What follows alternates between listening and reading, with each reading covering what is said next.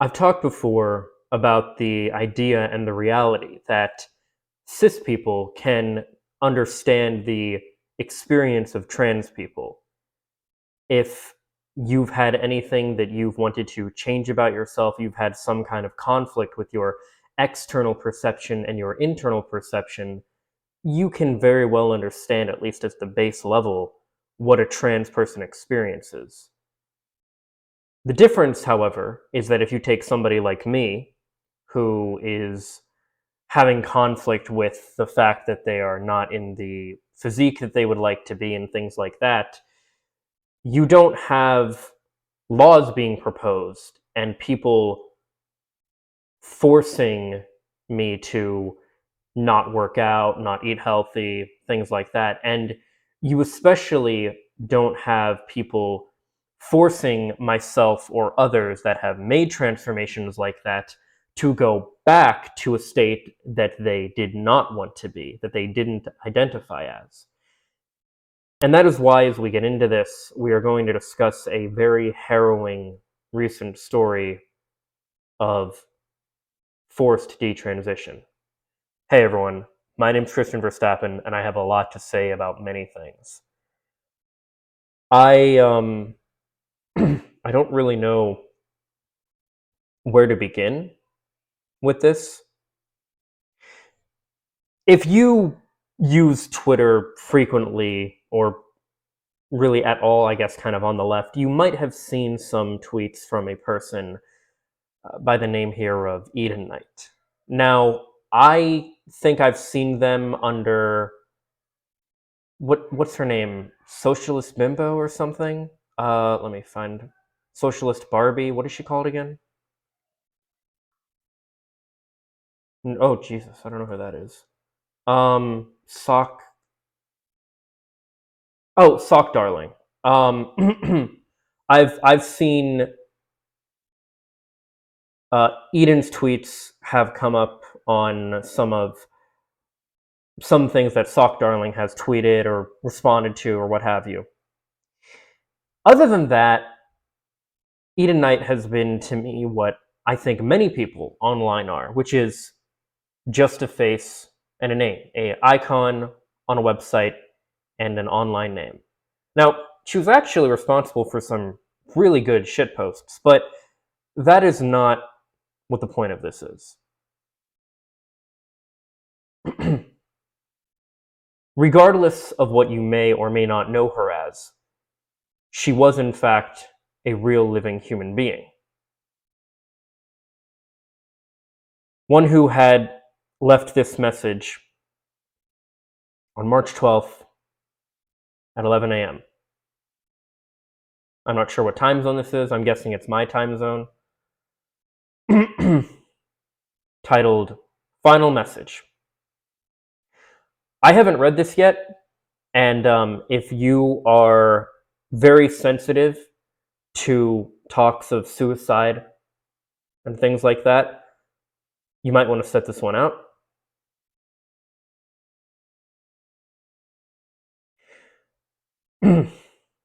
Final message. Hi. If you're reading this, I've already killed myself. What a way to start. I have given life every opportunity. I have given myself every chance to get better, but I couldn't do it. I wasn't strong enough. I don't think there was a universe where I was ever strong enough to survive this. Why? Sometime in the summer, I was contacted by Michael, forgive my pronunciation here, although I'm not sure if they really deserve that respect given what we'll get into here, but Michael Pocalico, cybersecurity guy, through an IRL friend. For those that don't know, IRL is in real life. For you non terminally online people, who claimed he was a fixer and wanted to fix the issue that was between me and my parents. I thought this was impossible. I'm transgender and they are strict conservative Muslims. But I decided I would give it a shot because it can't hurt, right? LMAO. Over the next couple of months, I had Michael Pocalico and his associate Ellen. These, wait, I had called Michael Pacalico and his associate Ellen. These calls seemed innocuous and honestly pretty helpful. It was mainly questions about my safety and whether I had my needs met at the place I was staying at. Towards the end of my stay at my friend's place, I had witnessed a traumatic event and was already in a bad place mentally. Michael took note of this and decided to push me to leave Georgia and move back to Virginia. Michael and Ellen, along with a Saudi lawyer named Bader, met me at the train station. I was taken to a hotel and allowed to experience DC. I genuinely was optimistic and believed this could work. God, I wish I wasn't so fucking stupid. At this point, the only person in that group that I was in contact with was Bader, the Saudi lawyer. Bader, throughout this entire time, in his weird way, tried to get me to detransition. First, he pampered me. He got me an apartment temporarily. He took me out to eat. He took me to therapists, but over time, the more conversations I had with him in person, the more I realized what he was trying to do. He tried to get me to be normal, gave me examples of feminine men, and said that they are transgender, but they are hiding it, that it's better to hide it. Told me stories personally about people he knew that successfully hid it. Repeated constantly that I can just hold two lives, the female me and the male me. Constantly said I looked like a man. Always talked down on my appearance, bought me masculine clothing, and tried to throw away all of my feminine clothing. At every step of the way, he tried to detransition me. I had a breakdown over this and bombarded Michael Pacalico and Ellen with texts about what was happening. They did not respond. I did not realize fast enough what was happening because I'm fucking stupid. At a certain point, I realized I was entirely dependent on Bader for food and shelter, and that if I ran away, he could easily find my location, and since I was illegal, I would have just been deported to Saudi. I subconsciously gave up. I was too tired. I did everything he asked. I cut my hair, I stopped taking estrogen, I changed my wardrobe, I met my dad, and then I had another breakdown. My mom kept telling me to repent or I was going to hell. And I did. I repented. I believed I was going to hell so much that I read the entire Quran front to back in a couple days, crying the entire fucking time about what a disgusting thing I am, and I didn't sleep.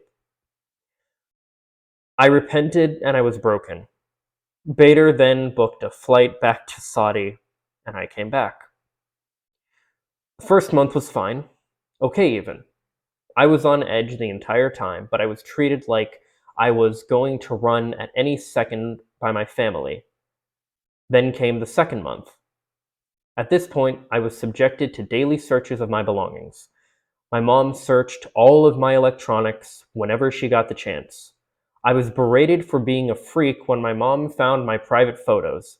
My dad called me a failure and an abomination.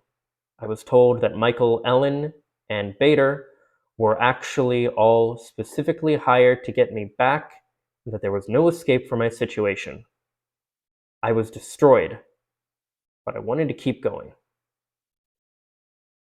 After the first time they found my HRT, it was traumatizing, but I didn't want to stop. I didn't want to live if I couldn't transition. Then the second time came. After that, I took a month break off of HRT and got back on it.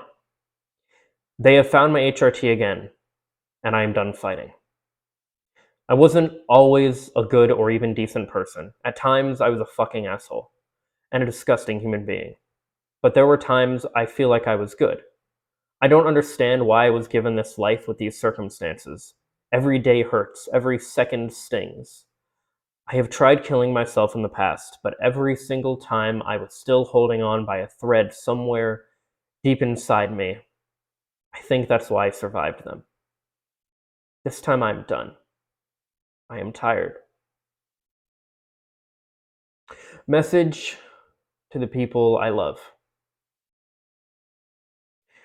To my friends, to the people I choose to be my family, I chose to be my family, to my girlfriend, to everyone who has shown me kindness in this life, I sincerely thank you.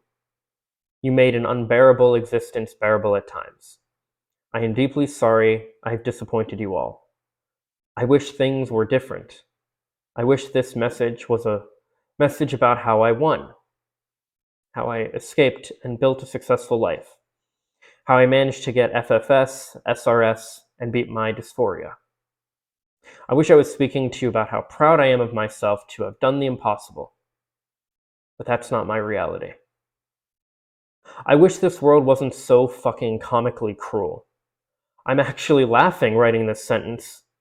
It's unironically ridiculous how bad my luck has been the past couple of weeks.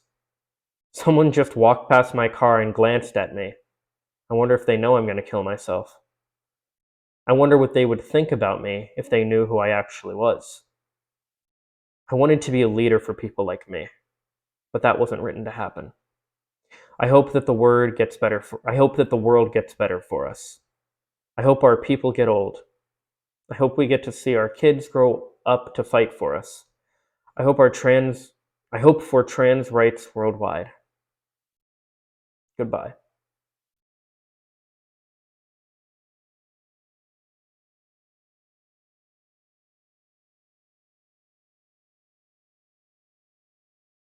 It has since been confirmed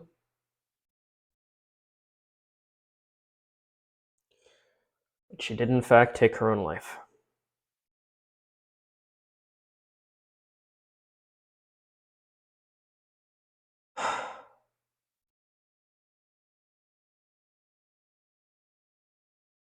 Why is this important? Because this is very sad. This is harrowing. But this is not just about the sadness, about the sympathy. This is about understanding people's perspective.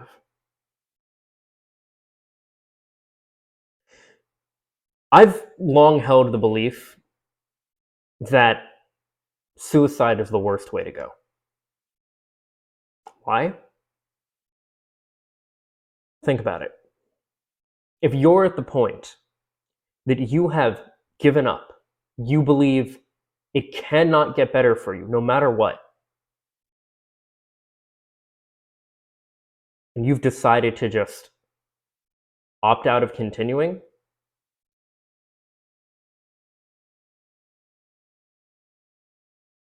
what worse way could there be when you've given up?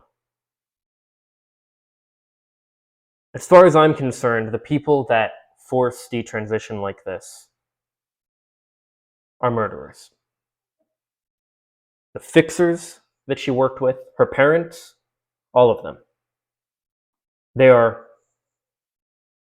the reason, as far as I'm concerned, in my opinion, the reason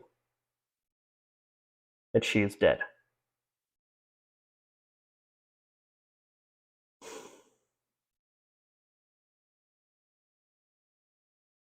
To those of you that are trans, I want you to know that my heart goes out to you in this moment, in these kind of moments, in these situations and experiences.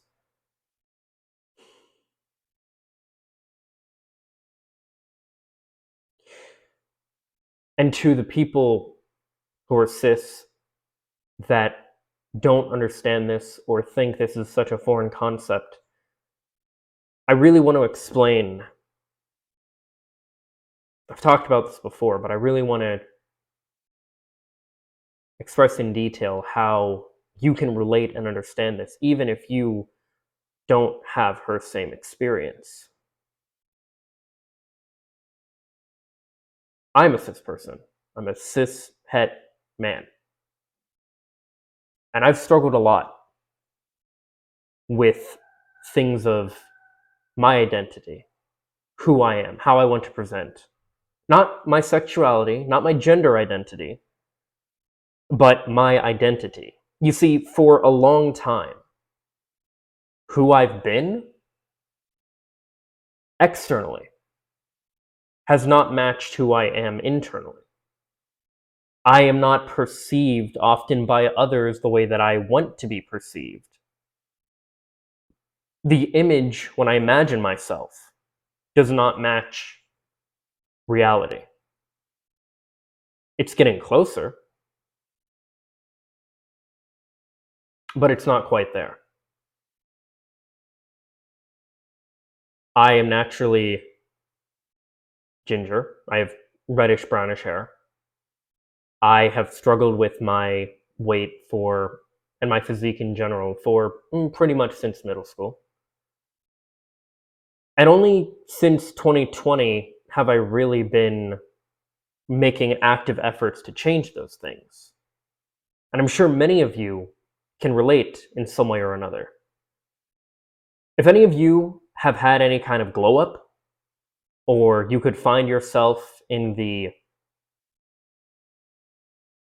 ugly duckling subreddit, where you have something where, hey, here was this person years ago where they didn't look that great, and then here they are now, and they're posting images of themselves, by the way, so they're like acknowledging, hey, look at my glow up, those kind of things. If you can relate to that, if you've been through that kind of experience, congratulations. But imagine if your teeth were crooked, but it was illegal for you to get braces. You were told, oh, it's sinful, God made you to have straight teeth. God made you the way you are. You have crooked teeth, that's just the way God made you. Imagine you had acne problems, but it was illegal, and you were told it was sinful, it was wrong, it was morally reprehensible for you to go on something like Accutane or Proactive. Imagine you just wanted a different hairstyle, a different physique, a different clothing style. Imagine you couldn't see well, but you couldn't have glasses because that's just the way God made you. And contacts? Absolutely not. Now you're presenting a false image. You're making people think you don't even need corrective lenses. Imagine if these things that people do, these innocuous things that people do and make changes to themselves to make them look and feel better about themselves, imagine if those were politicized. If you're a guy trying to get in better shape, trying to put on more muscle, trying to get lean, like myself, imagine if eating healthy was politicized. Imagine if working out was politicized. And it was seen as wrong to work out, wrong to improve your body, because that's just the way you were made. You just have to accept that. Imagine if dyeing your hair was politicized. Imagine if piercings. Oh, you can't get earrings. You can't get a belly button ring, a nose piercing, a tongue piercing. Imagine if these little things, these little changes that people make to them, tattoos, and there are some sects of Christianity and other religions that do actually have that. Imagine if these little things that no doubt I'm sure many, if not all of you watching have done, even if you are cis, to change things about yourself so that you can present more authentically. Imagine if there were bills being passed to make it so you can't do that. Or imagine if you were making progress in those goals. And you had somebody who came along and told you, hey, I'm going to help you get there even faster. And they completely sabotaged you. And they had complete control of your basic necessities. And they put you in a spot where your only option was to keep living inauthentically in a way that drove you insane. And that you thought, if I can't be who I want to be, what is the point of living?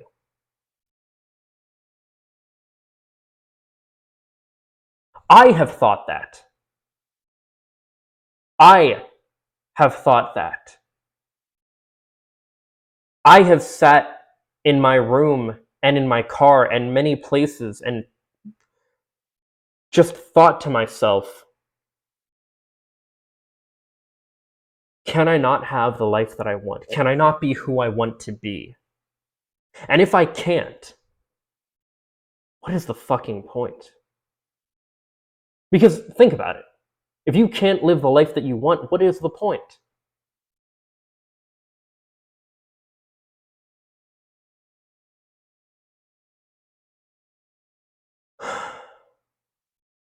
This is why the anti-trans bills, the detransition bills, the preventing people to transition in the first place, this is why it's all horrible.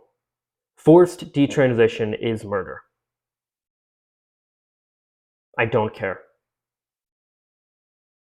You can't take somebody who wants to be a certain way, who identifies, who internally their perceptions are one way, and they're doing their damnedest to be able to present as that externally as well. And then you force them to go backwards, to not present that way. You demonize them for it. You make them feel like a horrible person, a failure of a son or daughter or child. That's the word.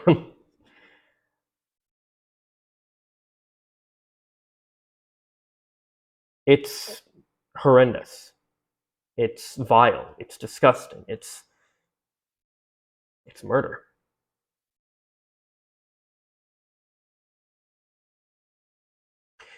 Trans people have always existed, and people have always wanted to change things about their appearance to present more in a way that aligns with who they are internally.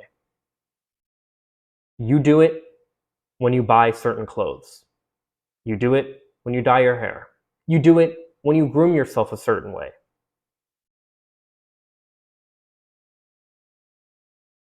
Everybody does it.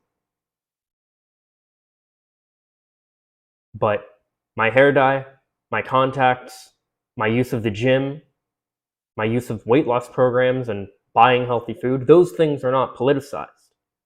That is the difference between being a cis person that wants to improve yourself and a trans person that wants to externally identify or externally present how they internally identify.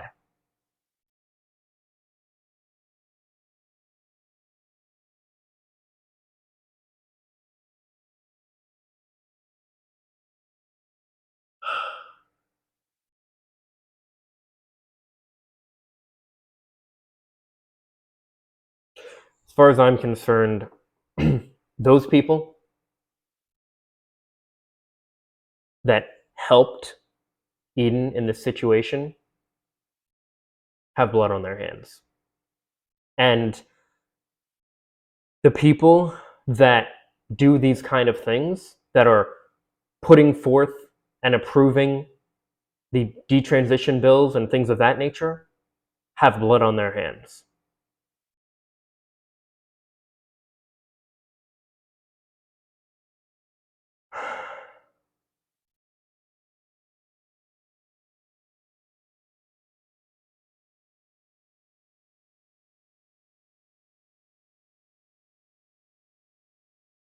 Just, if you're a cis person, imagine anything that you have or are working to change about yourself. And imagine somebody forcing you to not do that. I think if you can understand that concept, you can understand the trans experience. I think this is why we all can understand the trans experience. Because at the end of the day, it's just about trying to align your external perception, your external presentation with your internal perception. not everybody is so lucky to have their external presentation match their internal perception. There are people that are, but I would argue most people aren't. Imagine if the things that you did were politicized like this. How horrible would that be? Maybe then you can understand why this is so harrowing and why it drives people like Eden to take their own life. Because forced detransition is murder. As always, these are my thoughts. Let me know what yours are in the comments down below. Follow me on social media for more, links in the description below. Subscribe and ring the bell to stay up to date. Leave a like if you like, and if not, I hope you find something to do like. Please take care of each other in the comments, and take care of each other out there in general. Later, guys. Peace and love.